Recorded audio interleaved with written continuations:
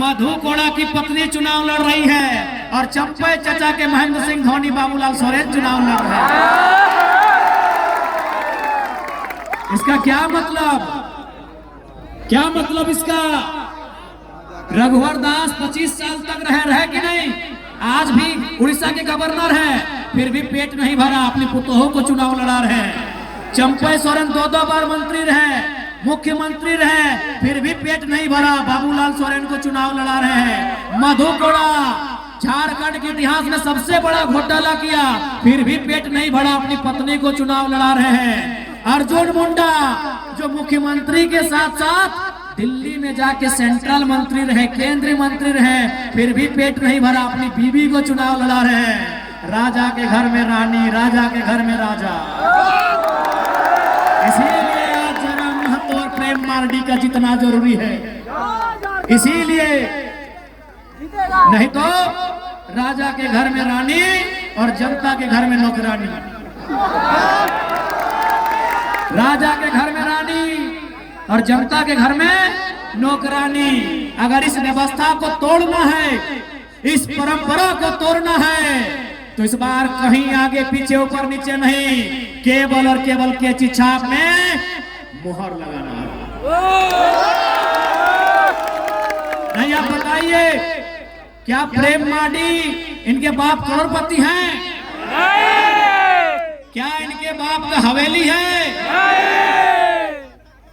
तो इसलिए ये जीत जनता की जीत होगी, और नहीं तो फिर वही रघुवर दास की बहू और अर्जुन मुंडा की बीवी चुनाव लड़ेगी। और हम और आप झाल मुड़ी बेचेंगे, हम और आप पकौड़ी बेचेंगे, हम और आप पोथी माछ बेचेंगे।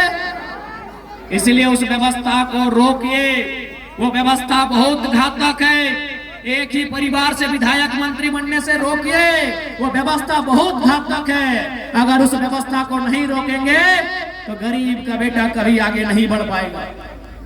आज पेपर लीक क्यों होता है, किसके लिए होता है, ये आपको भी मालूम है। आपके पढ़ने वाले बच्चों को पेपर लीक की सौगात मिलती है और मुख्यमंत्री की पत्नी को मिलता है। क्या मिला आपके बच्चों को? पेपर लीक मिला। क्या मिला आपके बच्चों को?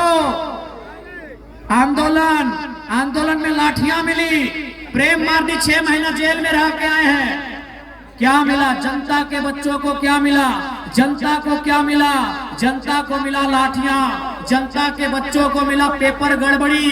जनता के बच्चों को मिला केस मुकदमा। और हेमंत सोरेन की पत्नी कल्पना सोरेन को मिला गांडे का टिकट। रोकिए इस व्यवस्था को, रोकिए इस व्यवस्था को। अगर इस व्यवस्था को नहीं रोक पाते हैं तो फिर गरीब आदमी की आवाज कोई नहीं बनेगा, गांव किसान मजदूर की आवाज कोई नहीं बनेगा। रोकिए इस व्यवस्था को, रोकिए इस व्यवस्था को। इसलिए आपसे विनती है, इस बार झारखंड में एक ऐसी क्रांति आई है, अगर हम लोग राजनीति में आते हैं, स्थापित हो जाते हैं, तो विश्वास कीजिए जनता का सर कभी झुका हुआ नहीं मिलेगा। चाहे वो थाना रहे या ब्लॉक रहे, चाहे वो थाना रहे, ब्लॉक रहे या टाटा टिस्को का ऑफिस रहे, झारखंडी आंख उठा के उन ऑफिसों में जाएगा, झारखंडी नजर मिला के उन ऑफिसों में जाएगा।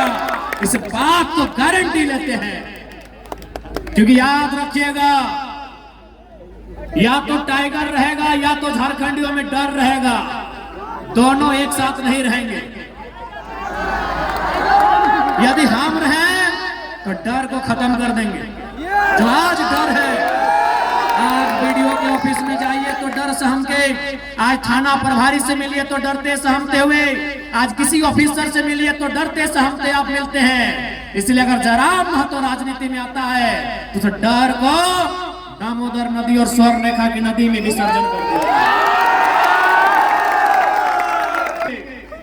अगर हम जिंदा रहें तो झारखंडियों के चेहरे में डर नहीं रहेगा। हम ना रहे तो बात अलग है, हम ना रहे तो बात अलग है। ना रहे तो आपके डर को खत्म करने आए हैं। हम उस डर को खत्म करने आए हैं जो आज आपने बरसों से एक दास्तां, दर्द और उत्पीड़न की जो दास्तां झेली है, उस दास्तां को खत्म करने आए हैं। आज यही कोल्हान, यही जमशेदपुर, यही सरायकेला, एक से बढ़कर एक कल कारखाने, एक से बढ़कर एक कंपनियां, लेकिन झारखंड के बच्चों को क्या मिला? झारखंड के नौजवानों को क्या मिला? झारखंड के रैयतों को क्या मिला? झारखंड के विस्थापितों को क्या मिला? उन्हें केवल और केवल गुलामी की जंजीरें मिली है। और जितनी रेवड़ी की पोस्टें, अरे सुनने में आया रघुवर चाचा 150 को तो अपना खाली गोतिया भैया में नौकरी टाटा में लगा दिया।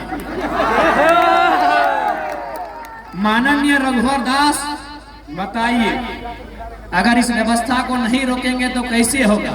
रघुवर दास सिर्फ अपना आपूस कुटुंब में अपना बच्चा, अपना साली का बच्चा, अपना भौजाई का बच्चा, ऐसे बच्चा चच्चा करते करते 200 लोगों को टाटा में नौकरी दिलाए हमारे पूर्व मुख्यमंत्री। जमीन हमारी गई, खून हमारा बहा, कभी गोवा गोलीकांड में तो कभी सुनील महतो की शहादत के रूप में। गर्दनें हमारी काटी गई और नौकरियां किसी और को बांटी गई। यही झारखंड की सच्चाई है। इसलिए हम लोग यदि आते हैं तो मैनेजमेंट बाप बाप करेगा। हम लोग अगर सत्ता में आते हैं, अगर अधिकारी गलत रहेगा तो कोई बख्शा नहीं जाएगा। इसलिए ये केवल चुनाव नहीं है, ये महज एक पॉलिटिक्स नहीं है, ये एक क्रांति है। और इस क्रांति का आप सभी को साक्षी बनना है। आज क्या नहीं हुआ? आज इसी कोल्हान की बात करें तो जो कंपनियां यहां स्थापित है, आज वो कई करोड़, कई हजार करोड़ की संपत्ति बना ली, लेकिन जिन लोगों ने जमीन दिया है, जिन लोगों ने अपने पूर्वजों की जमीन दिया है, आज वो प्रत्येक दिन 500 रुपए की रोजी नहीं पा रहे हैं। ये सच्चाई है। इसलिए हम लोग अगर आते हैं सत्ता में तो सबसे पहले जो विस्थापन का मामला है, जमीन संबंधित मामला है, उन्हें दुरुस्त किया जाएगा। हमने अगर जमीन दिया है तो नौकरी 3rd और 4th ग्रेड की हमारी पीढ़ी दर पीढ़ी देनी होगी। हम लोग इस बात को सुनिश्चित करेंगे। टाटा रहे चाहे टिस्को रहे, उन्हें सीधा जवाब तलब करेंगे। इस बात को हम लोग पूरे तर्क के साथ प्रस्तुत करेंगे कि हमारे पूर्वजों ने आपको जमीन कंपनी फैक्ट्री के लिए दिया है, लैला मजनू का पार्क बनाने के लिए नहीं दिया है। हमारे बाप दादा क्या सोच के जमीन दिया है?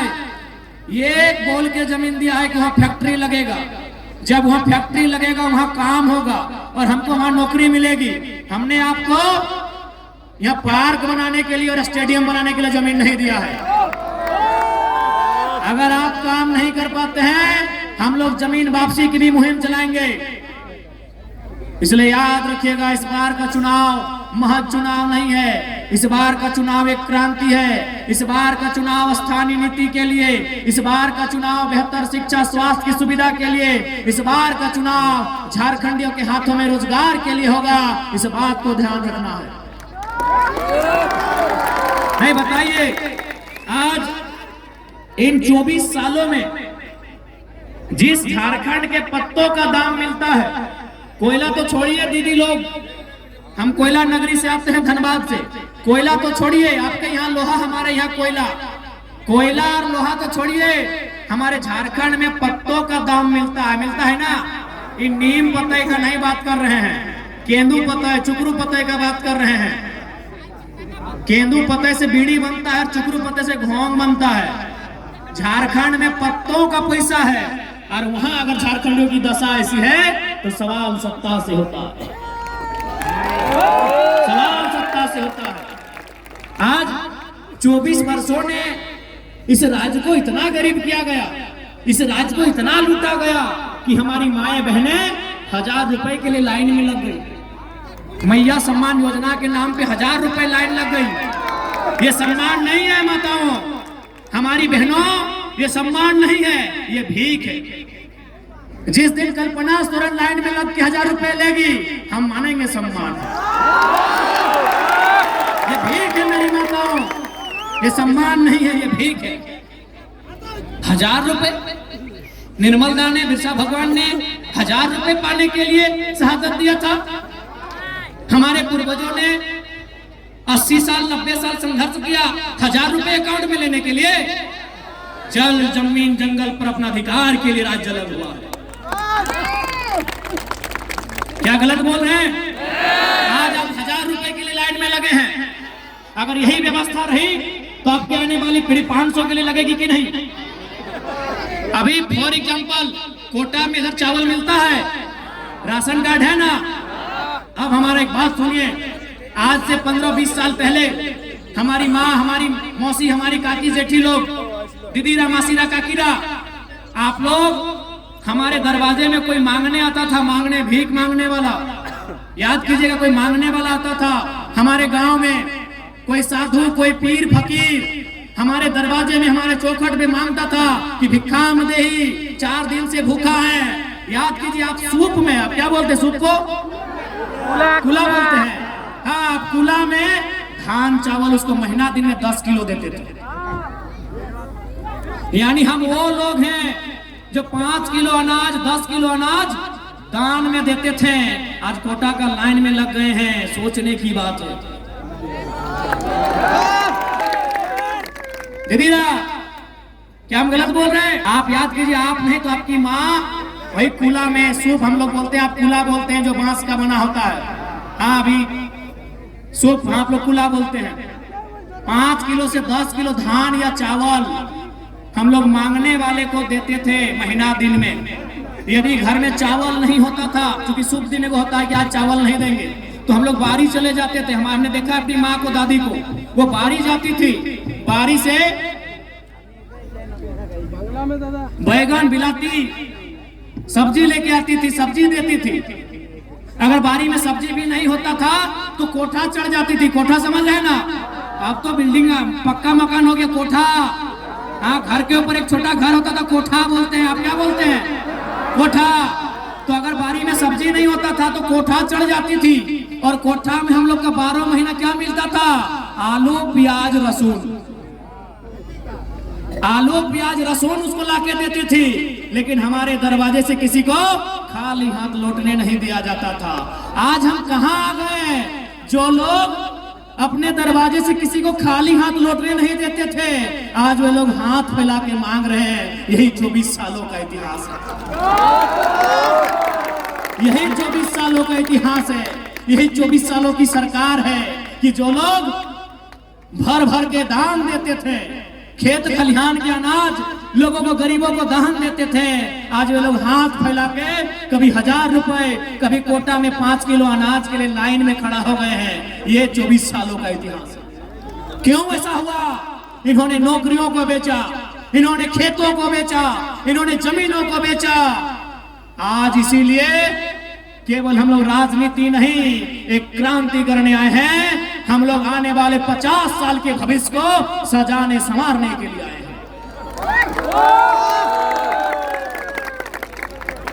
इसलिए और हम लोग एक नई शुरुआत करने आए हैं। क्योंकि अगर कोई गरीब है ना, इसका मतलब कोई बहुत ज्यादा अमीर है। कोई अगर गरीब है, इसका मतलब कोई बहुत ज्यादा अमीर है। कौन? चंपई सोरेन, अर्जुन मुंडा बहुत ज्यादा अमीर है। इसलिए हम लोग एक नया सिस्टम लेके आए हैं कि हमारी पार्टी से कोई भी विधायक बनेंगे, वो 75% अपनी सैलरी, अपनी 75 यानी 100 रुपया में 75 रुपया गांव, गरीब किसान के बच्चों के बेहतर शिक्षा, स्वास्थ्य के लिए दान करेंगे। हमारे पार्टी से यदि कोई विधायक बनते हैं और वो अगर जमशेदपुर से हैं, वो धनबाद में अगर 1 इंच भी जमीन खरीद लिए तो उनको अगली बार टिकट नहीं देंगे। ऐसे झारखंड आगे नहीं बढ़ेगा। बस जिस दिन नेताओं की नीयत साफ हो जाएगी, उस दिन झारखंड आगे बढ़ेगा। झारखंड का सारा खजाना कुछ परिवारों के पास है, चाहे वो हेमंत सोरेन जी का परिवार रहे, सुदेश महतो जी का परिवार रहे, चंपई सोरेन जी का परिवार रहे, या अर्जुन मुंडा जी का परिवार रहे, या मनीष जायसवाल रहे, हर क्या है परिंदा, चाहे मधु कोड़ा जी रहे। इसलिए अंत में इतना ही कहेंगे, इस बार राजनीति को आपको समझना होगा। यदि आप राजनीति को नहीं समझेंगे तो राजनीति आपको नहीं समझाएगी। इसलिए आपसे विनती है, प्रार्थना है, इस बार बदलाव के लिए आपका वोट हो। और आज ये माहौल देख के एकदम विश्वास है कि सरायकेला विधानसभा इस बार इतिहास लिखेगा। सरायकेला विधानसभा इस बार इतिहास लिखेगा। जय झारखंड। हम लोग और 4 जगह जाना है, गला की हालत खराब है। बस हमको डॉक्टर बोला कि ज्यादा बोले नहीं, थोड़ा सा इधर सूजन हो गया गला में से, तो डॉक्टर हमको बोले कि आप थोड़ा भाषण देना बंद कीजिए। तो हम एक ही लाइन बोले, बड़ी कठोर लाइन बोले कि देखिए डॉक्टर साहब, अब हम जिंदा रहे चाहे मर जाए, 20 तारीख से पहले नहीं रुकेंगे। अभी देखिए पूरा माथा में गाड़ी में तेल लगाते पूरा दर्द देने लगा है।